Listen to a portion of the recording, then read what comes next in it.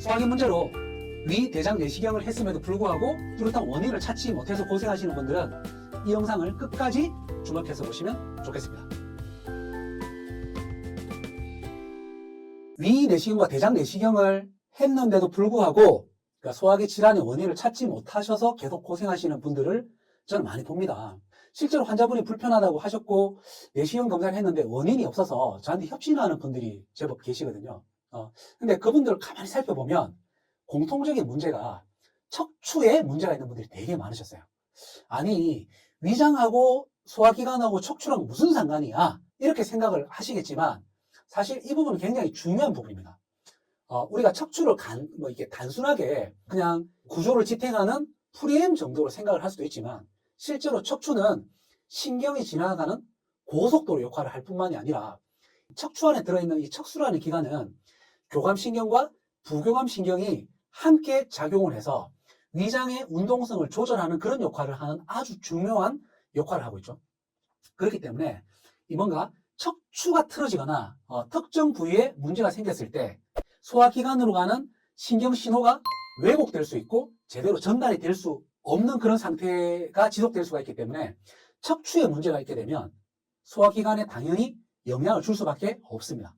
위, 대장 내시경을 했음에도 불구하고 뚜렷한 원인을 찾지 못하시는 분들은 원인이 없는 게 아니라 척추에 원인이 있을 가능성을 의심해 보셔야 된다는 얘기죠.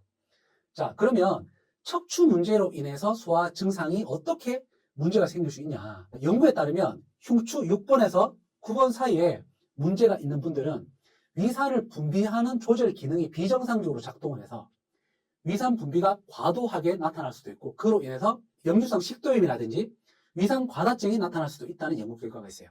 그리고 등이 너무 굽었다, 라운드 숄더가 심하고 거북목 구분 등이 있다, 이러신 분들은 실제로 호흡을 할 때도 호흡이 얕고 등이 잘 펴지지 않기 때문에 구분 등 상태에서 위장을 압박을 해서 위장의 운동성이 떨어지기 때문에 소화가 잘 되지 않고 소화된 음식물이 잘 내려가지도 않게 되죠. 그래서 늘 더부룩 갑갑할 수도 있는 겁니다.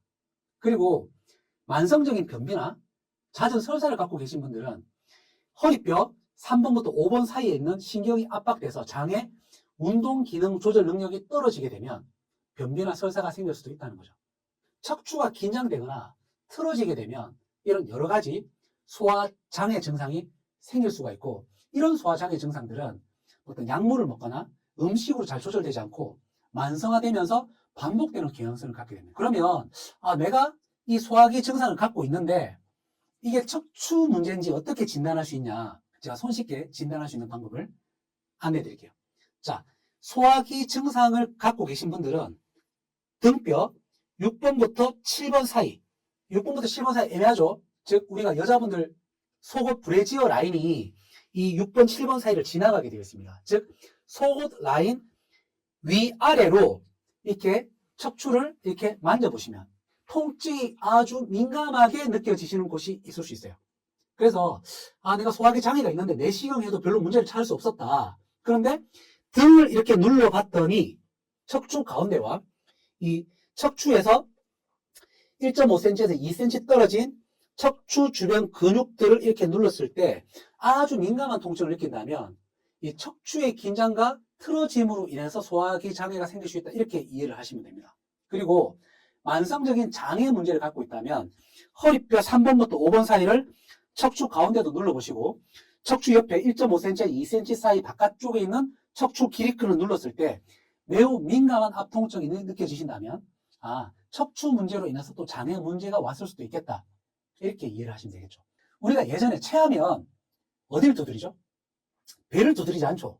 등을 두드리죠. 그 등 두드리는 부위가 흉추 6번부터 9번 사이에 있는 부위, 즉 위와 췌장과 관계가 있는 이 부위를 두드리게 되죠. 자, 그렇게 하면 좀 막힌 속이 잘 내려가는 느낌들 아마 많이 받으셨을 겁니다. 그리고 실제로 급체를 하게 되면 이 흉추 6번부터 7번 사이에 아주 민감한 통증들이 생기게 되고 실제로 급체 환자분들 치료를 할 때 흉추 6번부터 9번 사이에 사혈을 한다든지 침 치료를 하게 되면 막혔던 위장관이 움직이면서 소화가 원활하게 잘 되는 것을 임상에서 우리가 흔히 관찰할 수 있어요. 자, 그러면 척추 문제로 인해서 소화기에 문제가 생긴 분들 치료는 어떻게 할까요? 자, 실제로 문제가 있는 곳을 치료를 합니다. 흉추 6번부터 7번 사이에 압통점이 있는 부위에 침을 놓거나 사혈을 하거나 뜸을 떼기도 하고요. 추나요법을 통해서 이 척추 사이의 긴장을 풀어주고 늘려주기도 합니다. 약물을 통해서 막혀있던 신경을 풀어주고 척추 근육을 풀어주는 한약을 같이 복용하기도 하고요. 평상시에는 요가라든지 필라테스를 통해서 자세를 바르게 그리고 척추의 긴장을 완화시켜 주시는 그런 방법을 쓰는 것도 상당히 도움이 됩니다. 실제로 위대장 내시경으로 원인을 찾을 수 없는 소화기 질환이라면 반드시 척추에 문제가 있지는 않은지 반드시 의심을 한번 해보셔야 되고요. 내가 장기간 위장약을 복용을 했음에도 불구하고 소화가 잘 개선되지 않거나 장기간 위장약을 먹었더니 속쓰림이 좀 더 심해지거나 좀 불편함을 느끼신 분들은 다른 대안으로 척추 교정을 하거나 척추에 문제가 있지 않은지 진단을 받아보시면 상당히 치료에 도움이 되실 것 같아요. 오늘 결론은 이겁니다. 위장이나 소화기 질환이 꼭 위장 자체의 문제나 장 자체의 문제로 생기는 것이 아니라 척추의 문제로 인해서 소화기 질환이 생길 수도 있다. 이 부분을 좀 기억을 해주셨으면 좋겠고요. 그리고 척추의 틀어짐이나 긴장이 소화기 장애뿐만이 아니라 장 기능도 저하시킬 수가 있다. 그렇기 때문에 만성적으로 잘 낫지 않는 소화기 질환을 가지고 계신다면 척추 문제가 있지는 않는지 진단을 꼭 받아보시고 척추 치료를 같이 해보시면 소화기 질환 관리에 큰 도움이 되실 것 같습니다. 자, 이 영상이 유익하셨다면 주변에 소화가 잘 되지 않아서 고생하시는 분들이 있다면 척추 문제도 같이 한번 고려해 보시라고 추천해 주시면 대단히 감사하겠습니다. 좋아요, 구독, 알람 설정은 영상을 만드는 데 큰 힘이 됩니다. 감사합니다.